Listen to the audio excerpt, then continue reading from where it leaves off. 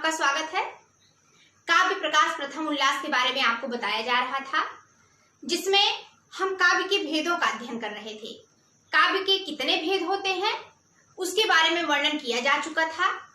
काव्य के भेदों में जो तीसरा भेद था उसको आपको बताना था।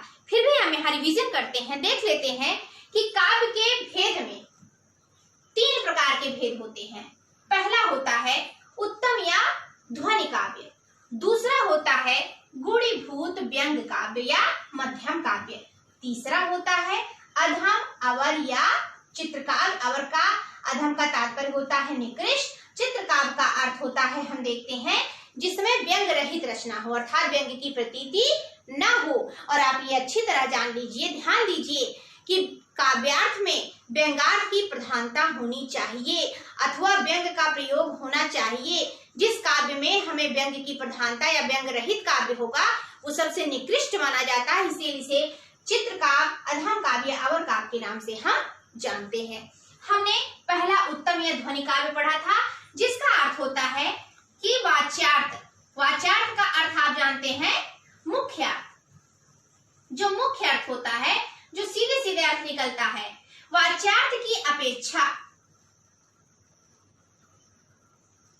व्यंग्यार्थ की प्रधानता हो। व्यंग्यार्थ की प्रधानता,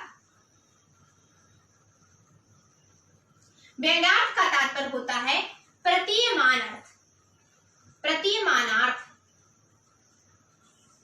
प्रतिमान का अर्थ होता है कि वाच्यार्थ या मुख्यार्थ के अतिरिक्त जो एक सुमधुर अर्थ निकलता है, जिससे हमें एक अलग अर्थ की प्रतीति होती है, जो हमें और अधिक आनंद की प्राप्ति कराती है, वही व्यंग्यार्थ। तो यहाँ कह रहे हैं कि उत्तम या ध्वनि काव्य का अर्थ होता है मुख्यार्थ या प्रतिमान अर्थ। पुनः हम देखते हैं काव्य का दूसरा भेद जो है गुणीभूत व्यंग या मध्यम काव्य के नाम से जाना जाता है, जिसमें कहते हैं इतादृशी ना भवेत्, अर्थात इस प्रकार का नहीं होता। किस प्रकार का नहीं होता है? अर्थात इस काव्य में वाच्यार्थ की अपेक्षा व्यंग्यार्थ की प्रधानता नहीं होती, लेकिन व्यंग्यार्थ रहता है। सिर्फ वाच्यार्थ के माध्यम से ही हमें पूरे अर्थ की प्राप्ति हो जाती है, हमें व्यंग की पूरी आवश्यकता नहीं पड़ती। मुख्यार्थ ही सीधा सीधा अर्थ कह देता है, व्यंग भले ही इसमें उपस्थित रहे। तो दूसरा भेद है आपका गुणीभूत व्यंग या मध्यम काव्य। अब हम आते हैं अपने तीसरे भेद की तरफ, जिसका वर्णन हमें आज करना है। ये कहता है कि चित्रकाव्य, चित्रकाव्य अर्थात जिसमें व्यंग अर्थ रहित रचना हो, व्यंग अर्थ के रहित रचना हो, व्यंग अर्थ रहित।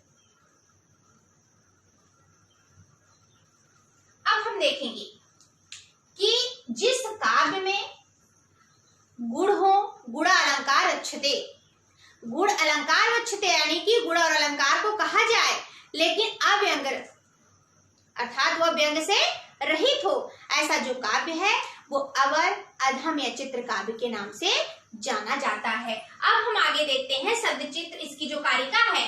शब्द चित्रम व चित्रम अव्यव्यम तो अवरम अस्मृतम, अर्थात शब्द चित्र वह है, शब्द चित्र से तात्पर्य है अवर, अधम।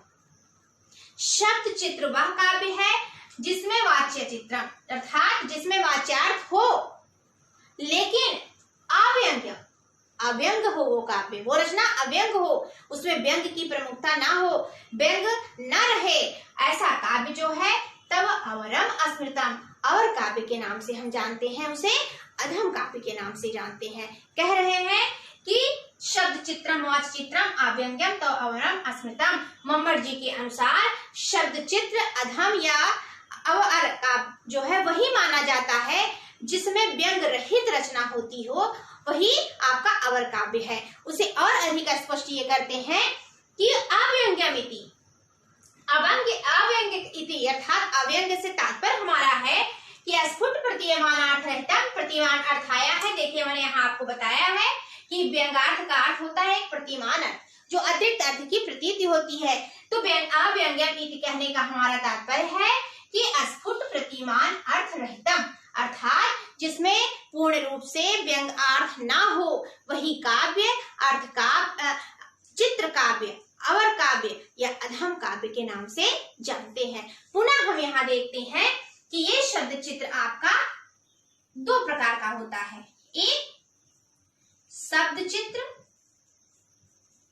काव्य, जिसका अर्थ होता है शब्दों के माध्यम से चमत्कार या शब्दों के माध्यम से ही अर्थ की प्रतीति। दूसरा होता है आपका अर्थ चित्र, जैसा कि नाम से ही स्पष्ट है कि अर्थों के ही माध्यम से हमें शब्द की अपेक्षा अर्थों की आवश्यकता होती है। बिना अस्पष्ट अर्थों के हम उसके अर्थ को पूर्ण रूप से शब्दों के माध्यम से ज्ञात नहीं करते हैं, तो अस्पष्ट अर्थों युक्त। अब हम आगे उदाहरण देखते हैं शब्द चित्र का उदाहरण। पहला उदाहरण क्या है? शब्द चित्र का। यहाँ पर माँ गंगा की लहरों, उनकी माँ गंगा के जल की बात की जा रही है कि जो अज्ञानियों के मूर्छा को, मोह को दूर करती है, समस्त प्राणियों के पाप की रक्षा करती है। ऐसी माँ गंगा का जो जल है वो आप सभी की मंदता को, आप सबकी निर्बुद्धि को दूर करे। क्या कह रहे हैं? देखिए, अर्थ की बहुत ज्यादा यहाँ पर आवश्यकता नहीं होती है, क्योंकि हमें सिर्फ श्लोक के माध्यम से यह सिद्ध करना होता है कि हाँ ऐसा क्या है, कि ये भेद है, कि स्वरूप है, कि उसका प्रयोजन है। लेकिन फिर भी बिना अर्थ को समझे हम पूर्ण रूप ज्ञात नहीं कर सकते हैं कि यहाँ पर क्या है। क्या कह रहे हैं यहाँ पर? स्वच्छंद। स्वच्छंद का अर्थ होता है अपने आप, स्वतंत्र रूप से। अच्छ, अच्छ का अर्थ होता है निर्मल। कच्छ कुहर, कच्छ कुहर अर्थात किनारे के गड्ढे, किनारे के गड्ढों से युक्त। थाते तरह अत्यधिक रूप से बिखरी हुई अम्बु छटा, जल की जो अतुलनीय अनुपम सौंदर्य है, छटा है। मूर्छन मोह अर्थात मोह रूपी मूर्छा को महर्षि अर्थात महर्षियों के, ऋषियों मुनियों के अज्ञान रूपी मूर्छा के मोह को दूर करने वाली है। हर्ष, हर्ष से युक्त है। विहित स्नाना, जिसमें वे स्नान करके आहनिकाय, आहनिकाय का अर्थ होता है संध्या वंदन, वहां जल से स्नान करते हैं, संध्या वंदन का कार्य करते हैं। संध्या वंदन से आप अच्छी तरह जानते हैं कि संध्या का अर्थ सांझ या शाम नहीं होता है। जब संध्या का जो काल होता है, चाहे वो प्रातः हो वो भी संध्या काल होता है, जो सायंकालीन हो वह भी संध्या काल होता है। जैसे कि सूर्य पूर्ण रूप से उगा हुआ ना हो और रात्रि पूर्ण रूप से छिपी हुई ना हो, वो जो ब्रह्म मुहूर्त की बेला होती है वह भी आपके संध्या का काल होता है, संधि काल होता है। और पुनः जब सूर्य पूरी तरह से अस्त ना हुआ हो और रात्रि पूरी तरह से प्रकाशित ना हुई हो, उसके बीच का जो काल है वो भी संध्या काल कहा जाता है। इसलिए संध्या वंदन दोनों के लिए प्रयोग कर रहे हैं कि वह जो गंगा का जल है, जो महर्षियों के प्रसन्नता से युक्त है और उनके मोह रूपी मूर्छा को दूर करने वाला है। विहित स्नाना, जिसमें वे स्नान आदि को करके आहनिकाय व आहनिकाय संध्या वंदन आदि के कार्य को करते हैं। भिदया, भयंकर रूप से बड़े बड़े, क्योंकि जल आदि में मेढक आदि की उपस्थिति होती है, तो जल आदि में दुदय दुदार दरदुरी, दुदय दुदार अत्यंत बड़े बड़े दरदुरी जो मेढक हैं। दीर्घ दरिद्र द्रुमा अर्थात बड़े बड़े दरिद्र, दीर्घ बड़े बड़े, दरिद्र जो दरिद्र नहीं है। दरिद्र का तात्पर्य है जिस वृक्ष पर फल, पत्ते, फूल आदि लगे होंगे वो दरिद्र नहीं होगा, यानी कि बड़े बड़े पत्तों आदि से युक्त जो द्रुमा, जो वृक्ष है गिरे हुए हैं। द्रोहाद्येक अर्थात द्रोह उद्देक, उन्हें अपने उद्देक से, अपने उछाल से द्रोह करने वाली, गिराने वाली। महाउर्मी ही अर्थात जो बड़ी बड़ी लहरों से युक्त है। मेदुर मदाहा, जल से आच्छादित। मंदाकिनी, वह गंगा नदी। मंदताम, वह हमारे मंदताम अर्थात निर्बुद्धि को, हमारी मंदता को, हमारी मूर्खता को दूर कर दे। क्या कह रहे हैं इसमें? शब्द चित्र, यहाँ देखिए अर्थों की अपेक्षा कोई शब्द ही महत्वपूर्ण है। शब्दों के ही माध्यम से अनुप्रास अलंकार की अनुपम छटा है। आप ध्यान देंगे कि यहाँ प्रत्येक लाइन में, प्रत्येक पंक्ति में स्व, छंद, चा, छा, दा, का, ता, टा आदि वर्णों की बार बार आवृत्ति हो रही है। और अनुप्रास अलंकार कहता है कि स्वरः वैषम्येऽपि, जहाँ स्वरों की विषमता होने पर भी शब्द साम्यमपि, शब्दों की साम्यता मानी जाए, अनुप्रासः, वही अलंकार अनुप्रास माना जाता है। तो यहाँ पर अनुप्रास अलंकार की अपूर्व छटा है और यहाँ शब्दों के माध्यम से ही चमत्कार उत्पन्न हो रहा है। यहाँ पर क्या कह रहे हैं कि स्वच्छंद दक्ष कच्छ का कुहर, स्वतंत्र रूप से निर्मल पवित्र कच्छ कुहर, किनारे के गड्ढों से युक्त, छाते तरह अंबुछटा, बड़ी बड़ी लहरों से युक्त, अद्भुत सुंदर दर्शनीय जल से युक्त, महर्षि हर्ष से पूर्ण महर्षियों के मूर्छन मोह, अर्थात मोह रूपी मूर्छा को दूर करने वाली, स्नानात विहित, जिसमें वे स्नान आदि करके अहनिकाय क्या करते हैं, संध्या वंदन का कार्य करते हैं।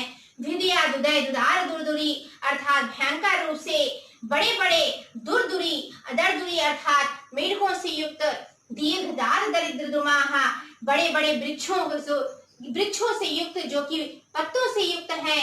द्रोह उदेक महा उर्मी, द्रोह अर्थात टकराने से गिरे हुए, महाउर्मी, बड़ी बड़ी लहरों के में दुर्मदा उछलती हुई, जो मंदाकिनी है, गंगा नदी है। मंदताम हुआ, हमारी आपकी सभी की मंदता को दूर करे, मंद कर दे, हमारी मूर्खता को दूर कर दे। यहाँ पर हम देखते हैं अनुप्रास अलंकार की छटा से ही हमें संपूर्ण अर्थ की प्रतीति हो जाती है। यहाँ पर कहीं भी किसी व्यंग्यार्थ की प्रतीति नहीं होती है, या व्यंग रहित रचना है। इसीलिए ये अवर या अधम काव्य का शब्दों के माध्यम से चमत्कार उत्पन्न होने के कारण शब्द चित्र अधम काव्य का उदाहरण माना जाएगा। पुनः हम आगे देखते हैं उसके दूसरे भेद की तरफ, अर्थ चित्र काव्य। सहा अर्थों के माध्यम से ही चमत्कार उत्पन्न हो, शब्दों के माध्यम से चमत्कार की प्राप्ति हमें नहीं होती है।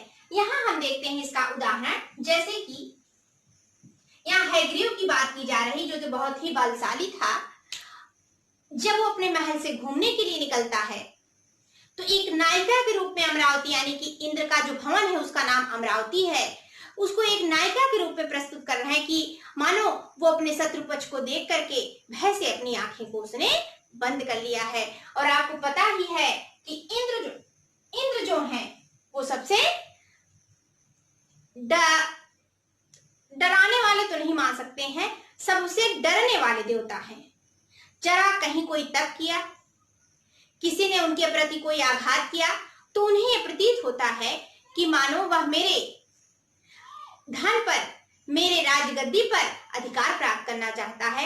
यहाँ भी वही वर्णन किया गया है कि विनिर्गतम, निकले हुए, मानद, लोगों के स्वाभिमान को उतारने वाले, यानी शत्रुओं के मान का मर्दन करने वाले, आत्म मंदिरात, अपने मंदिर से, यहाँ मंदिर का तात्पर्य भवन से है, अपने मंदिर से निकले हुए शत्रुओं के अभिमान को चूर करने वाले, यदच्छापि, और अपनी इच्छा से, यानी और कहने का तात्पर्य इनका कि किसी की इच्छा से नहीं, स्वेच्छा से अपने आप ही वो घूमने के लिए हे हैग्रीव, जब आप अपने मंदिर से, भवन से निकले हैं, भवत आपको उपसृत, ऐसा सुन करके, शास्त्र भ्रमम अर्थात घबरा करके, द्रुत जल्दी से, इंद्र, भगवान इंद्र ने, देवता इंद्र ने, पातिता, गिरा दिया, अर्गला को। अब आप कहेंगी कि अर्गला का क्या अर्थ होता है? आपने देखा होगा, जब आपने अपने पुराने घरों के दरवाजों को देखा होगा, या कहीं कहीं गांव में अब भी जो नए दरवाजे, पीछे पुराने दरवाजे लगे हुए हैं, उसमें अर्गला अर्थात लकड़ी का, या आप कहीं कहीं लोहे का भी दरवाजे को पीछे से बंद करने वाला बना हुआ होता है, जो बीच की ऐसी कुंडी होती है गोली, जिसमें लोहे या लकड़ी का बना हुआ होता है, जो मोटा होता है, उसको हम ले जाकर के उसमें गिरा देते हैं। अथवा अभी रामायण और महाभारत भी चल रहा था, या पूर्व में आपने धार्मिक सीरियलों को देखा होगा, तो उसमें दिखाया जाता है कि जब बड़े बड़े राजाओं के दरवाजों को खोला जाता है तो अर्गला बनी होती है, यानी कुंडी नहीं लगा रहता है, दरवाजे को ऐसे लकड़ी से या लोहे से गिराकर बंद करने वाला और खोलने वाला बना होता है, उसी को हम अर्गला कहते हैं। तो क्या करते हैं इंद्र, घबरा करके जल्दी से ही अर्गला को अपने गिरा देते हैं। तो मानो क्या प्रतीत होता है कि अमरावती, जो इंद्र की नगरी अमरावती है, इसने मानो भय से निमीलित अच्छ, अपनी आंखों को निमीलित कर लिया है, बंद कर लिया है। यू जो है यहाँ पर मानो संभावना का वाचक है। मानो अर्थात संभावना व्यक्त की जा रही है कि ऐसा यथार्थ में नहीं है, मैं मान रहा हूँ, संभावना व्यक्त कर रहा हूँ कि भय से मानो अमरावती ने अपने नेत्रों को बंद कर लिया है। मनु इव जनु जानो, जहाँ पर ये शब्द आते हैं वहां पर संभावना यानी कि व्यक्त की जाती है, वो उत्प्रेक्षा अलंकार के अंतर्गत आया जाता है, वो माना जाता है। और यहाँ भी उत्प्रेक्षा अलंकार की प्रधानता है। और यहाँ पर हम देखते हैं कि यू शब्द जो है संभावना का वाचक है और यू शब्द उपमा का भी द्योतक होता है। लेकिन यू का ये चमत्कार होता है, यू ये कहता है कि जैसे कि जहां उपमा की बात हो, समानता की बात हो, वहां यू उपमा वाचक होता है। लेकिन जहां यू संभावना वाचक होता है, संभावना व्यक्त की जा रही है कि मानो ऐसा हो रहा है, तब वहां यू पद जो है वो संभावना का द्योतक हो जाता है, उपमा को व्यक्त नहीं करता।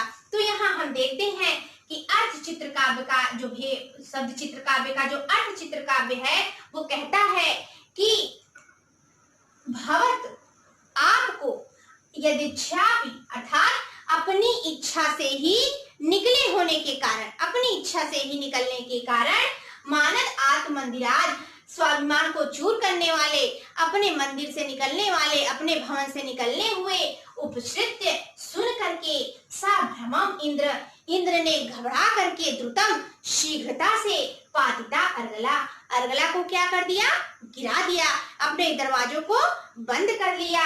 निमीलित अच्छियो भिया अमरावती, और मानो अमरावती ने भी भिया अर्थात भय के कारण निमीलित अच्छ, अपने नेत्रों को, अपने आंखों को क्या कर लिया, बंद कर लिया है।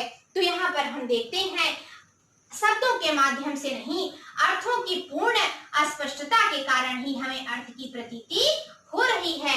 तो इस प्रकार हम देखते हैं कि काव्य प्रकाश के प्रथम उल्लास में हम प्रयोजन, कारण, उसके स्वरूप का वर्णन करते हैं, फिर काव्य के भेदों को भी बताते हैं। काव्य के भेदों में 3 भेद हैं, उत्तम या ध्वनि काव्य, गुणीभूत व्यंग या मध्यम काव्य, तीसरा अवर अधम या चित्र काव्य। और उस चित्र काव्य के 2 भेद होते हैं, एक शब्द चित्र, एक अर्थ चित्र। जहाँ शब्दों के माध्यम से चमत्कार हो वो शब्द चित्र है, जहाँ अर्थों के माध्यम से चमत्कार हो वो अर्थ चित्र है। और यहाँ अर्थ चित्र में अर्थों के माध्यम से उदाहरण में चमत्कार हो रहा है और उत्प्रेक्षा अलंकार की प्रमुखता है, लेकिन व्यंग का कहीं भी कोई स्पष्ट उल्लेख नहीं किया गया है। और व्यंग रहित काव्य होने के कारण यह जो आपका काव्य है ये अर्थ चित्र का जो उदाहरण है वो शब्द चित्र, अवर या अधम काव्य के नाम से जाना जाएगा।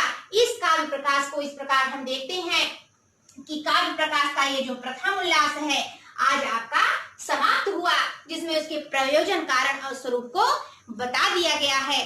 अब इसके आगे के अन्य उल्लासों के बारे में हम पुनः चर्चा करेंगे।